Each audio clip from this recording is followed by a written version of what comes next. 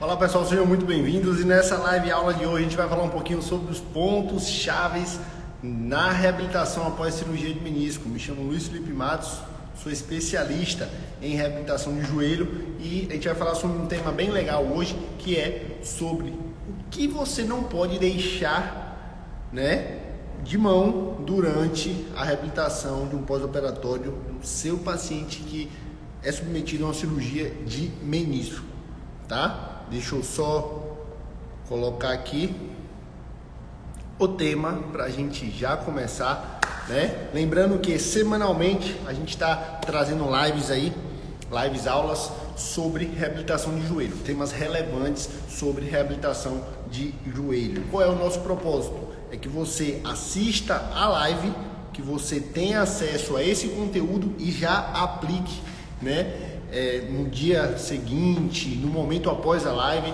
para que você consiga aplicar, e já ter resultado a partir desse conteúdo gratuito que a gente está trazendo aqui diariamente, semanalmente, falando aí das lives, Se você está assistindo essa live ao vivo ou gravada, te convido que clique aqui nesse aviãozinho e envie aí para 5 pessoas que você acredita que irá se beneficiar, com o tema dessa live de hoje, A gente vai falar um pouquinho sobre menisco, Quais são os pontos chaves, pessoal? Quando a gente fala em ponto chave, é muito importante a gente salientar o seguinte: ponto chave quer dizer o seguinte: o que não pode faltar em hipótese alguma, que se você deixar de fazer,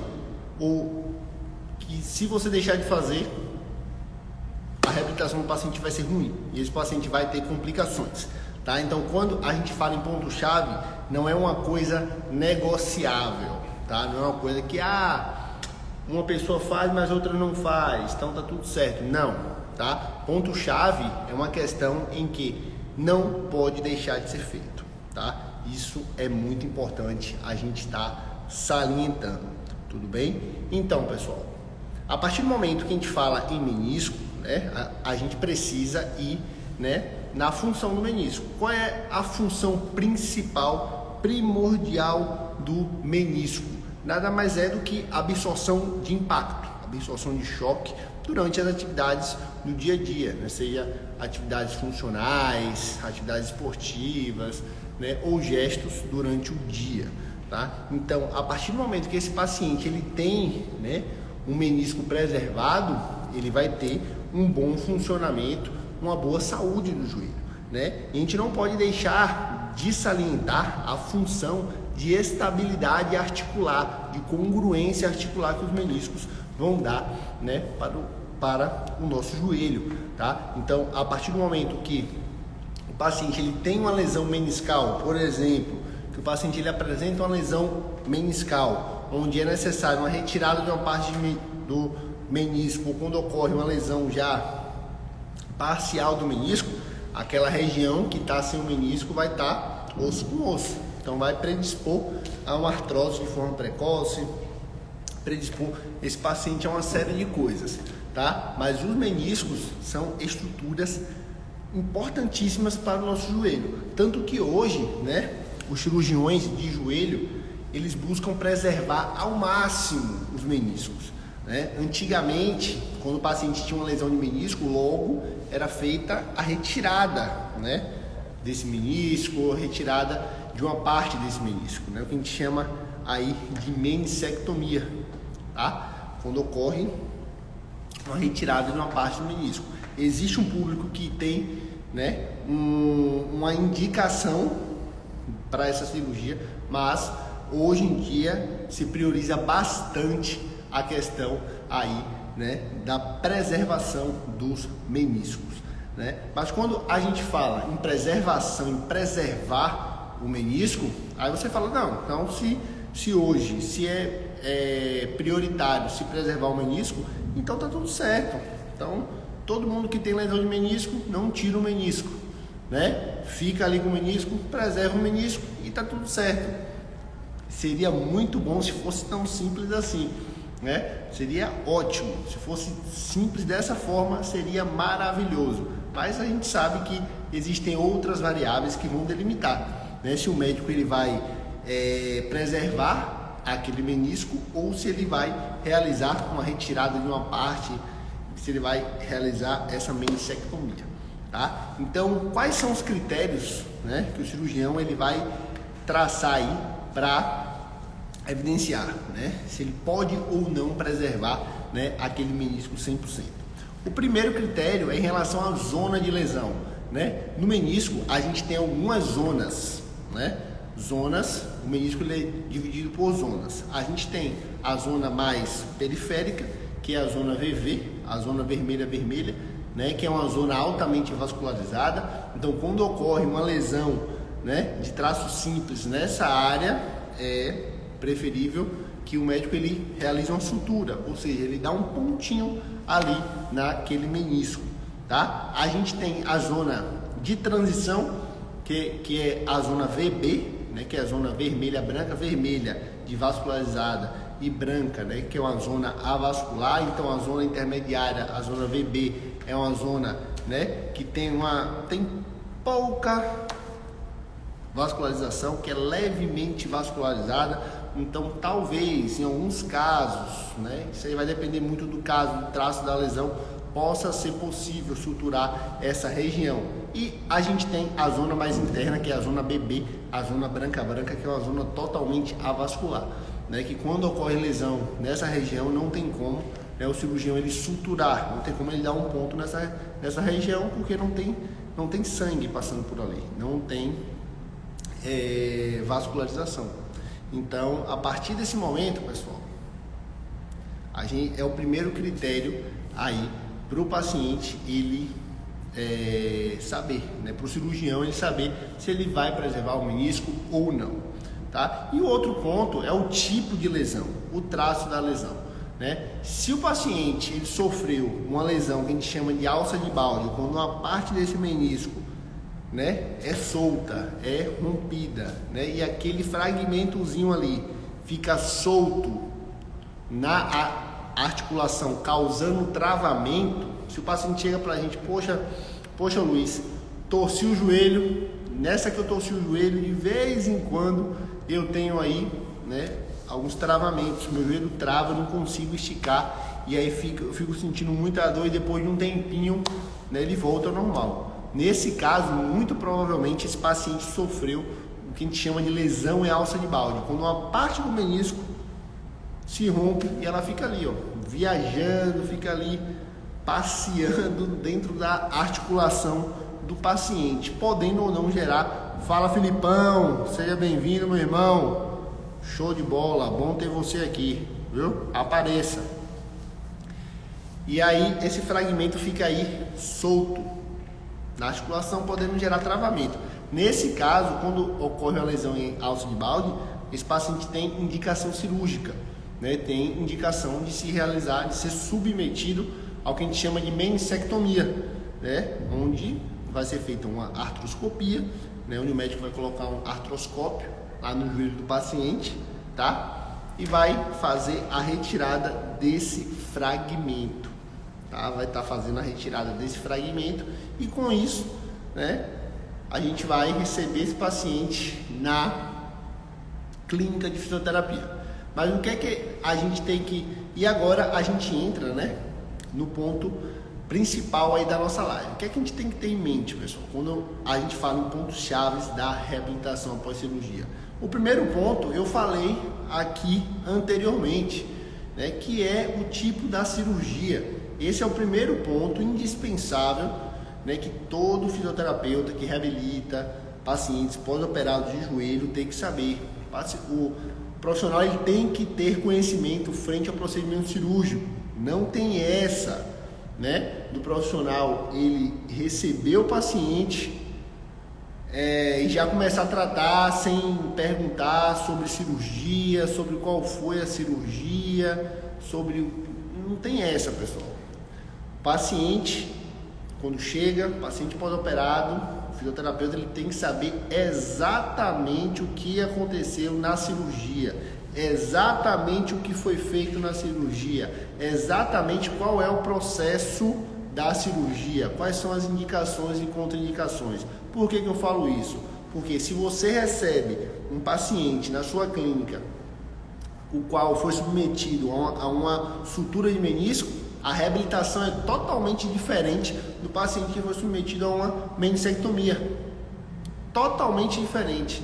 Totalmente diferente. Agora, 2 horas, a gente vai receber um paciente, né, que ele fez LCA e sutura de menisco. Se ele tivesse feito LCA e meniscectomia, a reabilitação era totalmente diferente. Totalmente diferente. Mas por que isso? Primeiro ponto. Paciente que ele é submetido, né? Isso aí já é o segundo ponto-chave, já estamos adiantando aqui, né? Então, primeiro ponto-chave é essa questão do conhecimento do procedimento cirúrgico. Tenha em mente se o paciente foi submetido a uma sutura ou uma meniscectomia. E detalhe, anota esse insight clínico aí. Geralmente no relatório do médico, quando ele realiza uma sutura no paciente, na grande maioria das vezes não vem descrito como sutura, tá? Vem descrito como reparo. Então, se você vê lá no relatório que o cirurgião manda pelo paciente, reparo o encorno posterior do menisco medial, é sinal que foi feita uma sutura no corno posterior do menisco medial, beleza? Então, o primeiro ponto-chave é esse, saber qual é o procedimento cirúrgico e ter conhecimento sobre esse procedimento. Segundo ponto, identificando, né, qual é o procedimento cirúrgico no menisco do paciente, a gente vai aí para a questão, né, do segundo ponto-chave, que é amplitude de movimento.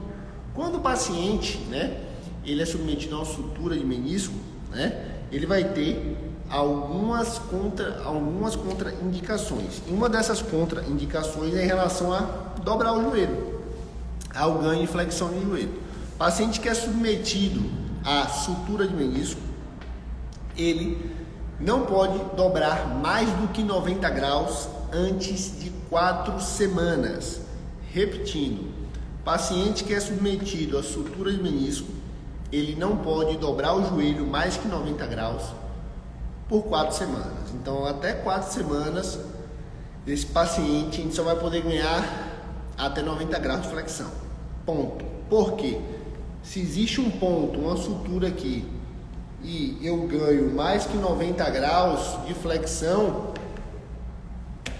o movimento da articulação, o movimento artrocinemático tende a pressionar, né, esse ponto, essa sutura, né, e como essa sutura ainda não está cicatrizada, o paciente pode vir a perder a cirurgia, tá? O paciente pode vir a perder esse procedimento cirúrgico. Então, primeiro ponto, realizou sutura, não pode dobrar mais do que 90 graus, até 4 semanas. Bateu 4 semanas, entre em contato com o médico, tá? Bate um papo com o médico, entre em contato com ele, né?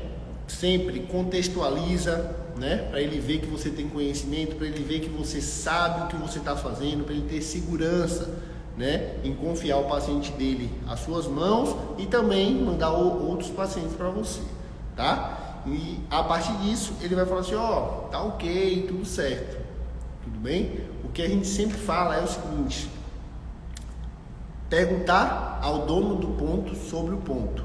Isso é muito importante.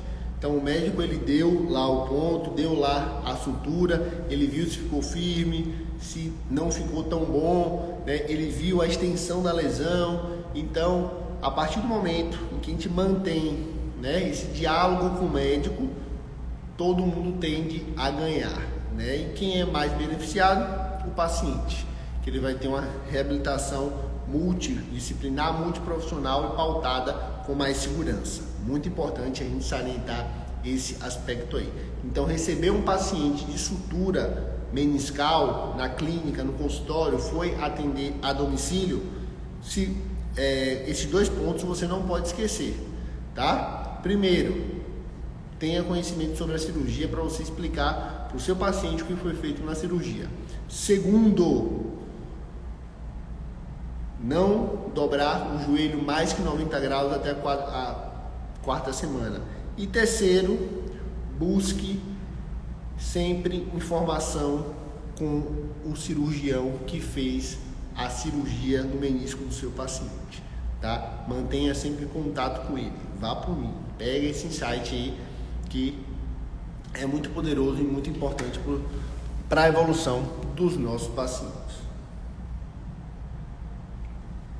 E aí, a gente já falou aqui sobre dois pontos cruciais, né? Primeiro, que é o conhecimento da cirurgia, né? Que não pode faltar. Não tem essa mais, pessoal. Eu vejo muita gente aí falando, cada um no seu quadrado, óbvio, cada um no seu quadrado, né? Porém, a gente precisa ter conhecimento também pelo procedimento cirúrgico. A partir do momento que eu sei o que eu estou tratando, né, eu vou predispor o meu paciente a resultados mais fidedignos, a resultados mais efetivos, a resultados mais satisfatórios, tá? Então, a gente precisa sempre passar segurança para o nosso paciente. Imagine aí o paciente que nunca fez uma cirurgia, né? Imagine aí o paciente que nunca foi submetido a um procedimento, no máximo tirou sangue ali, né? Fazendo um exame. Imagine para esse cara o quão é sério para ele, né? Ele passar ali, sei lá, 6 meses sem jogar futebol, sem jogar tênis, sem jogar futevôlei, sem correr devido a essa lesão. Então, se você é um profissional, né, que sabe o que você está tratando, se você é um profissional que tem conhecimento frente ao procedimento cirúrgico do paciente, a reabilitação vai ocorrer muito mais tranquila. O paciente vai confiar mais em você. Então não tem mais essa, né, de hoje, 2023, fisioterapeuta querer estar só ultrassom, isso não tem essa, isso é coisa do passado, tá? Isso aí é bem antes de eu ter formado. Vou fazer 6 anos de formado, 5 anos na verdade formado, e isso aí foi bem antes de eu formar. Então hoje a fisioterapia já evoluiu muito. Então se você é recém-formado, se você está na faculdade ainda, você tem a oportunidade de já iniciar a sua carreira com um posicionamento diferenciado, tá? E é isso aqui que a gente vem sempre fomentar, é isso aqui que a gente vem criando em vocês, tá? A gente vem sempre criando esse pensamento de buscar o novo, buscar conhecimento específico, tá? Seus pacientes vão agradecer, vão ficar bem felizes e satisfeitos. E aí, né, voltando aqui ao tema da nossa live, pontos chaves na reabilitação após cirurgia de menisco. A gente já falou de 2. Primeiro ponto, conhecimento sobre o procedimento cirúrgico. Segundo ponto, né, é a questão de amplitude de movimento. Terceiro ponto, vamos lá, pontos chaves que não podem faltar, é a questão da descarga de peso. Quando a gente fala de descarga de peso, pessoal, e aí, sutura, menissectomia, né? Sim, lembrando que na menissectomia, lá no ponto 2, né, não tem restrição nenhuma em relação à amplitude de movimento. O que vai restringir é a dor do paciente, tá? Mas pode dobrar aí à vontade o joelho desse paciente que foi submetido a uma menissectomia, beleza? Show! E aí, terceiro ponto, descarga de peso. Paciente que foi submetido a menissectomia, descarga de peso liberada, né? O que vai delimitar questão de quantidade de descarga de peso é justamente a questão do processo inflamatório, da dor que esse paciente tem. Então, quanto mais processo inflamatório, né, o joelho desse paciente está apresentando, quanto mais dor, quanto mais inchaço, menos peso esse paciente vai conseguir descarregar sobre o membro. Normal, beleza? Normal. Né? Quanto mais sequinho esse joelho tá, mais descarga de peso esse paciente vai conseguir expor o joelho dele. Então, não tem uma contraindicação absoluta. O que vai delimitar, o que vai limitar um pouco é a questão do processo inflamatório, beleza? Porém, quando a gente fala na sutura de menisco, você já percebendo que a sutura é a complicada, né? Ela é a complicadinha aí da parada. Na sutura de menisco, o que é que a literatura fala? A literatura mostra que o paciente que é submetido à sutura de menisco, ele tem que ficar aí 4 semanas sem descarga de peso nenhuma. Porém, dependendo do local da lesão, dependendo do tamanho da lesão, do tipo da lesão e do traço da lesão e da qualidade da sutura, o cirurgião vai liberar uma descarga de peso parcial. Tá? A gente recebe vários pacientes aqui, né, que realizaram sutura, LCA mais sutura, e que saem da cirurgia pisando de forma parcial. Por quê? Porque a gente tem segurança em tratar esses pacientes dessa forma. Primeiro, que a grande maioria dos pacientes a gente está no centro cirúrgico acompanhando a cirurgia.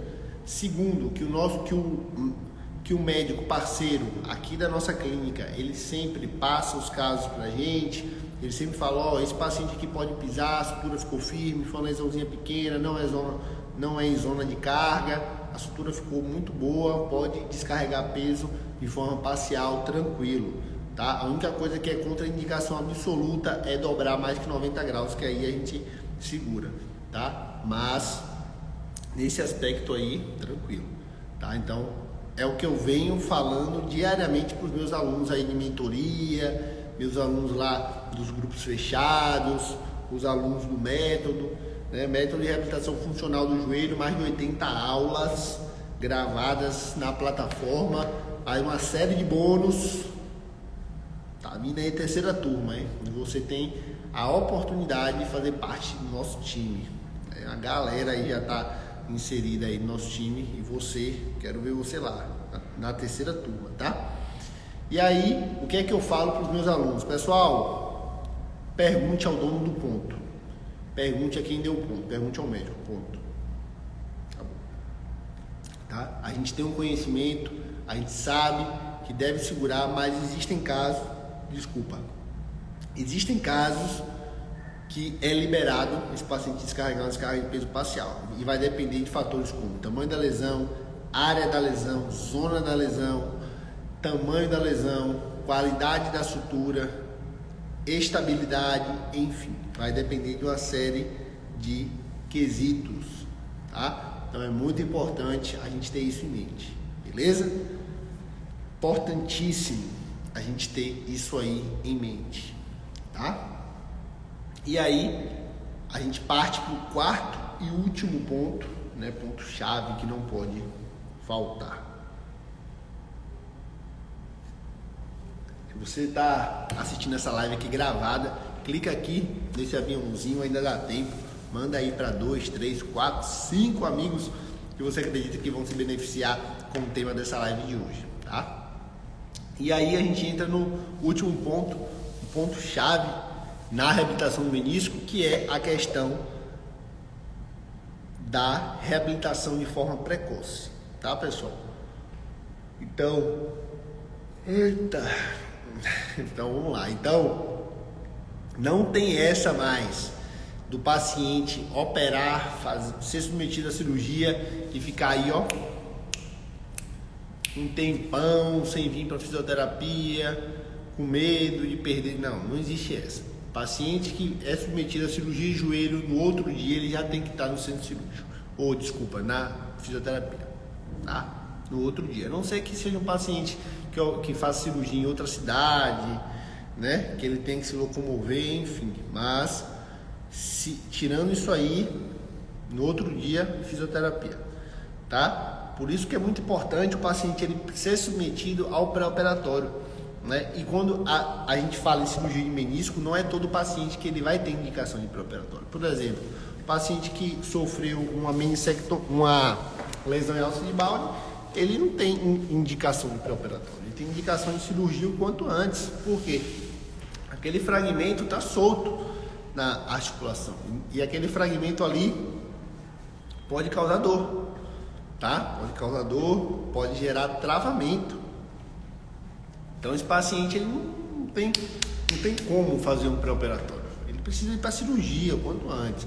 Mas o paciente sofreu uma lesão, né, horizontal de menisco, né, a priori estável, né, ele pode sim vir a fazer um tratamento pré-operatório, não tem problema nenhum.